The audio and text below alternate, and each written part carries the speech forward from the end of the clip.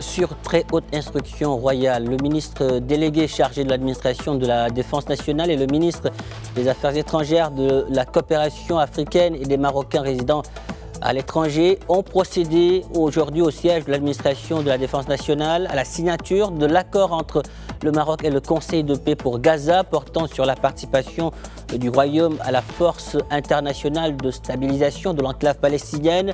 Pour en parler, nous avons le plaisir d'être avec Zakaria Abou Dahab, professeur en relations internationales à l'université Mohammed V de Rabat. Il est en direct de Rabat justement avec nous. Zakaria Abou Dahab, bonsoir et merci d'avoir accepté notre invitation. Bonsoir, cher Pape. Avec plaisir. Merci. Alors, le Maroc est le premier pays à signer un tel accord avec le Conseil de paix pour Gaza. Quel rôle le Royaume entend jouer dans l'enclave palestinienne ? Alors, c'est une démarche, certes, qui est collective.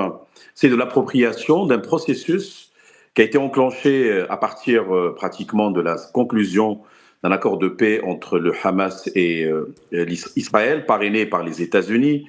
Il y avait également, on va dire, un parrainage ou un coparrainage égyptien, qatari et turc. C'était en octobre dernier, 2025. Puis par la suite, il y a eu l'adoption en novembre par le Conseil de sécurité de la résolution 2803 qui précisément avait prévu la création de cette instance qui s'appelle la Force internationale de stabilisation à Gaza, qui est une instance transitoire si vous voulez. Le Maroc a pris le train en marche. En même temps, non seulement il a appuyé ce processus, ça va de soi, mais il a été membre fondateur du Conseil de paix. Pourquoi le Conseil de paix formellement, officiellement, le 19 février 2026 ? Parce que c'est lui l'instance de pilotage de ce processus. Et donc on voit très bien que le Maroc conjugue les paroles aux actes, il s'inscrit de manière aussi proactive en vue d'apporter sa contribution réelle, opérationnelle, à ce processus de stabilisation qui va évidemment mobiliser d'autres parties prenantes. Et ça va de soi que le Maroc est conforme avec sa doctrine de stabilisation de façon générale au Moyen-Orient. Alors, vous venez de le dire, concernant Gaza, mais également concernant d'autres régions, le Maroc s'est toujours efforcé de trouver, on va dire, des solutions concrètes. Comment vous expliquez aujourd'hui cet engagement du Royaume ? Parce que le Maroc a une propre doctrine de paix, de sécurité. Par exemple, Monsieur Pape, si vous prenez le continent africain, le Maroc, depuis son retour à l'Union africaine, était membre au niveau du Conseil de paix et de sécurité depuis 2017, à 3 reprises. Et d'ailleurs, il a pas mal de fois présidé ce conseil.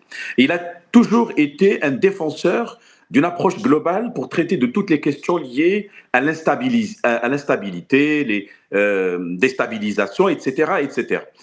Deuxième point, depuis longtemps, même depuis son indépendance en 1956, sa première participation à des opérations de maintien de la paix sous la houlette des Nations Unies remonte à 1960. Ça a été en RDC, qu'on appelait à l'époque le Zaïre, bien entendu. Il a participé à une force similaire en Côte d'Ivoire, en Centrafrique, voire même en Bosnie-Herzégovine. Il a également contribué à des opérations conjointes avec d'autres institutions internationales ou régionales, comme l'Union européenne, comme l'OTAN, évidemment, dans le cadre d'une cogestion en termes de prévention des risques et de leur correction, etc. Et donc, véritablement, comme je l'ai dit tout à l'heure, le Maroc a forgé sa propre doctrine en matière de contribution au processus de paix de façon générale, et aujourd'hui, il constitue même une référence, non seulement au niveau africain, mais au niveau mondial en la matière.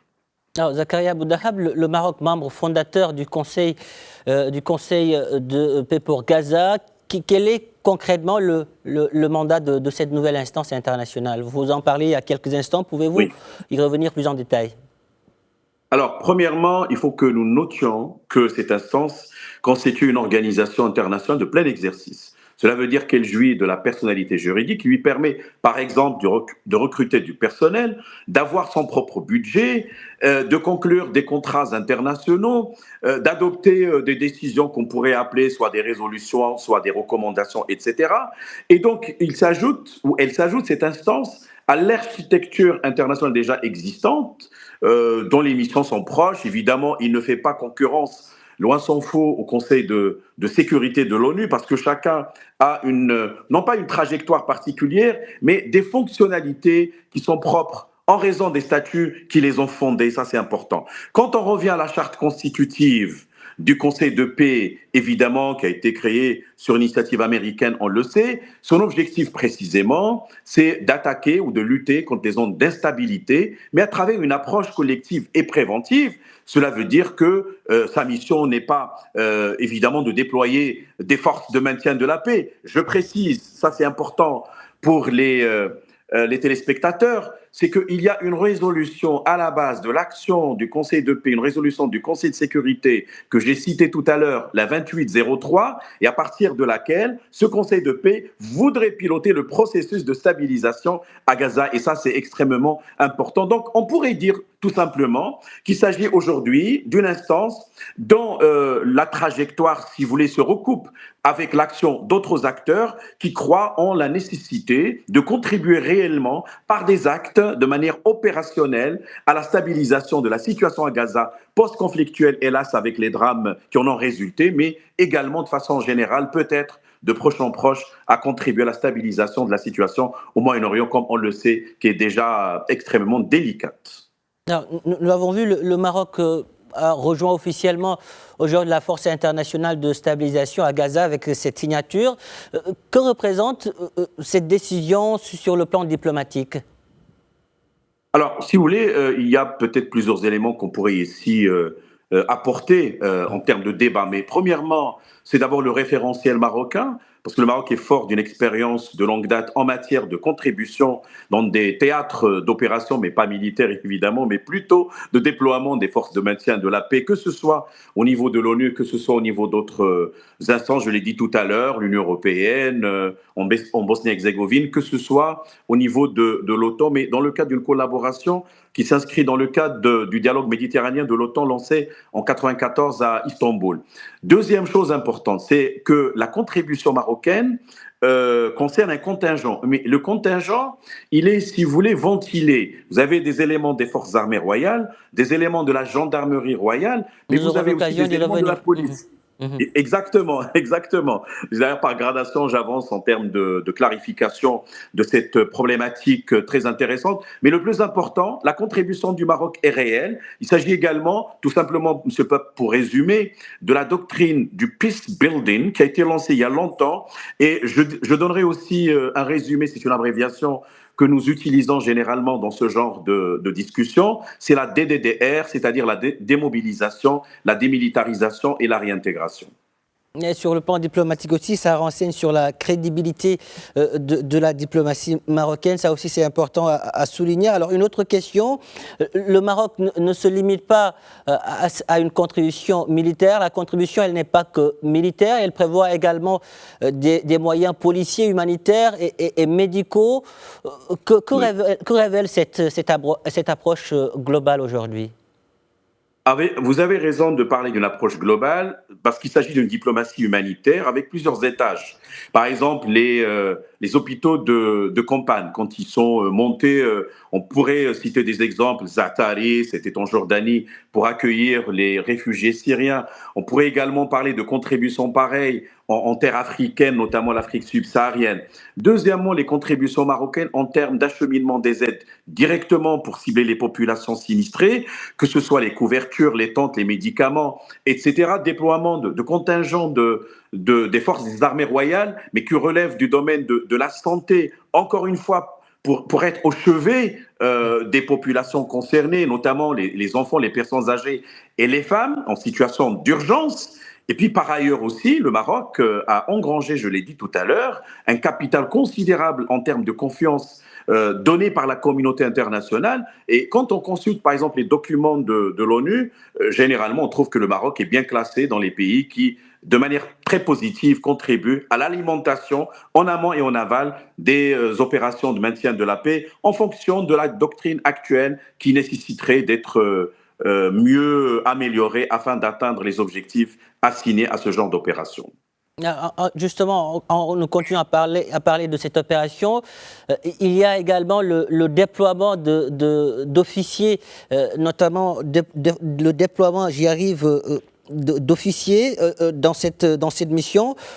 Pourquoi, selon vous, l'hôpital militaire de campagne constitue un élément essentiel de cette mission ? Ah oui, vous savez, dans les guerres, les conflits armés, il y a toujours des situations dramatiques. Alors, on laisse de côté tout le bilan, hélas, extrêmement fort des morts, 70 000, dont 20 000 enfants, alors sans parler des mutilés de guerre, etc. Et toutes les atrocités, parce que la question, fondamentalement, c'est aussi la question post-conflictuelle en termes de reconstruction, mais également en termes d'intervention pour, si vous voulez, refermer les plaies entre guillemets. Ça va demander un travail considérable en termes d'accompagnement psychologique, etc. Et c'est là où, entre autres choses, toute la problématique humanitaire intervient et nécessiterait évidemment de faire du mieux des partenaires en vue de limiter les effets négatifs de plusieurs années de conflits armés, vous savez, du 7 octobre jusqu'à octobre 2023 jusqu'à 2025.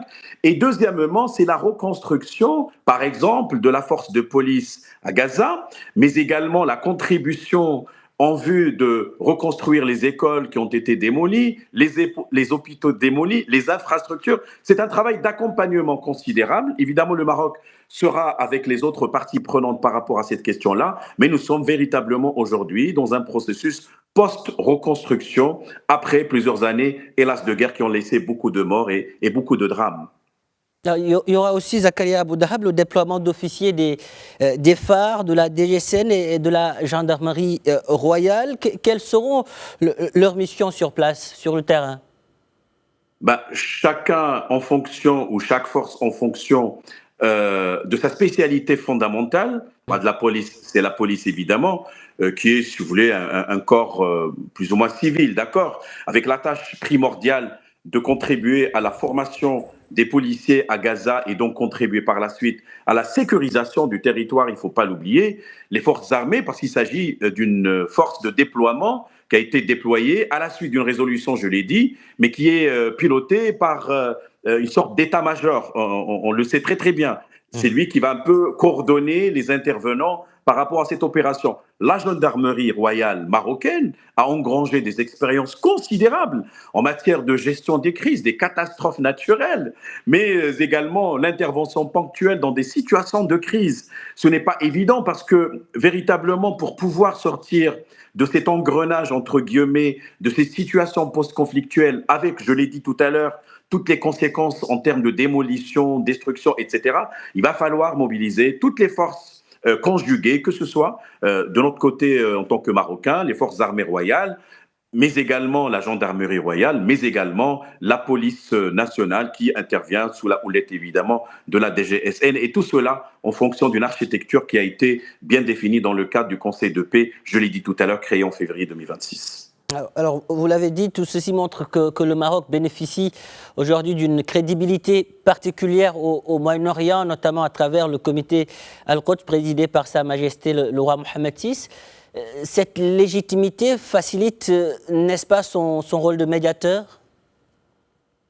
La crédibilité et le sérieux, et comme d'ailleurs le Conseil de sécurité a utilisé cette expression toujours pour saluer les efforts fournis par le Maroc en matière de doctrine de paix pour stabiliser la région du Sahara marocain, évidemment, depuis 2007, ipso facto, on pourrait étendre le raisonnement par rapport à l'action du Maroc en matière de projection de paix. La diplomatie marocaine, c'est une diplomatie des actes. Le Maroc ne parle pas, il fait, mais après il conceptualise, évidemment. Et mollo mollo, il construit sa propre doctrine, je l'ai dit, en matière de paix globale, en fonction d'une démarche que Sa Majesté défend constamment, la démarche holiste, finaliste, puisque finalement c'est l'humanité qui est concernée. C'est l'humain, c'est le Palestinien, la Palestinienne, les enfants, etc. D'autant plus que cela ne date pas d'aujourd'hui, ça fait longtemps. Je pourrais même citer le rôle opérationnel joué par l'agence Beit Mal Al-Quds Sharif, ce qu'elle fait, en termes d'action sur le terrain, les hôpitaux, les écoles, la réception des markdissines, c'est-à-dire les enfants quand ils viennent dans les colonies de vacances pour passer des vacances, mais aussi contribuer à leur éducation, si vous voulez, à leur résilience psychologique, ça c'est extrêmement important. Donc si on fait appel au Maroc, c'est par rapport à un capital engrangé, il est là, il est réel, il est concret, et donc il va falloir l'investir et le partager avec toutes les parties prenantes. Zakaria Aboudahab, merci pour toutes ces précisions, merci d'avoir répondu à nos questions. Avec plaisir, M. Pape, au revoir. Au revoir.